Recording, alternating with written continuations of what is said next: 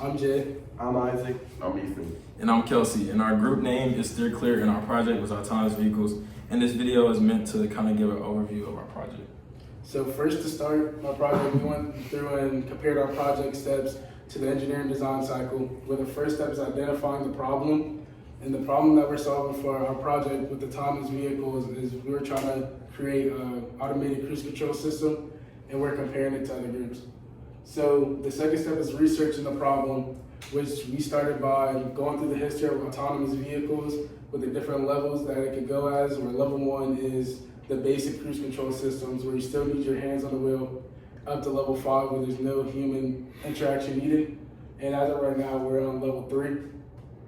So for the actual project, we're working with just level 1, where we want a cruise control system where the car could brake and accelerate on its own. And the parameters we set for that was the time to collision and the 3 different time speeds that were moving the car. So for the prototype, we didn't have to build it. It was already set for us, which was the Fortnite driving simulator. So that part was done for us. And the step after that is to test and evaluate our possible solution to the problem.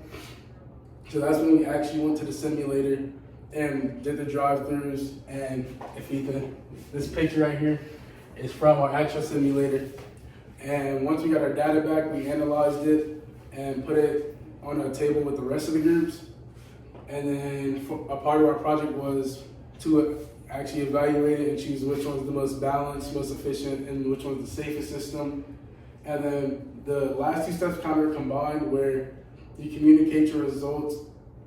And then we did that at Fed Day, where we did our presentation to the guru and other people who were walking around. And yeah. So to kind of go a little bit more in depth of what he's talking about. So for our project, we had to go to Centennial, where we went to the driving simulator and we tested our car at 3 different speeds, speeds of 25, 40, and 55 miles an hour. And basically, kind of some protocols or precautions we took was like, before we started going with our car, we waited for like 5 or 6 seconds to, kind of get like the best, maximize like the safety. And this is our first time doing it, so that's kind of one of the precautions we took. And also, our lanes, we had 2 lanes in the car, and our lane, which was the first lane, it kind of was farther than the one in the second. Since we started in the first, I think that was a very valuable thing that they did, because it would take longer time for us to switch lanes if the car was further in front.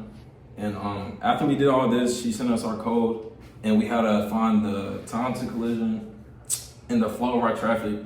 The time to collision is pretty self-explanatory. It's just the time that you have before you're supposed to collide with another car.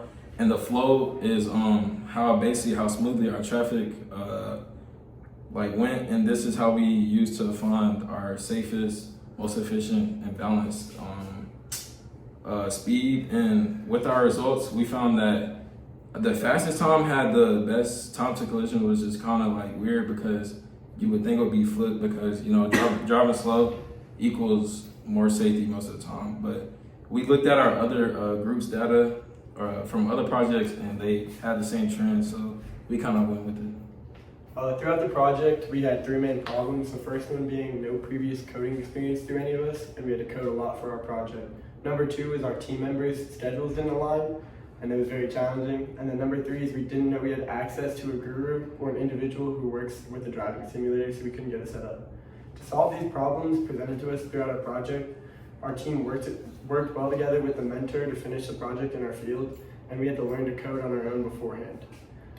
With our team having our schedules never aligned, the solution we found was to meet late at night, or to work virtually and then meet up and bring all the work we did together. And overall, our team worked hard to develop our project using the resources we had beforehand, and found out through the project guru, it helped bring our team closer together.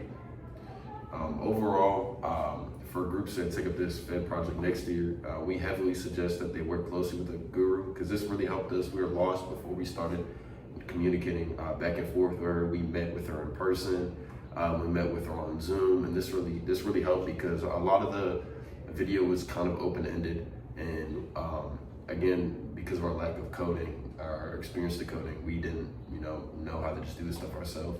So that really did help. Yeah. That's about it. Thank you.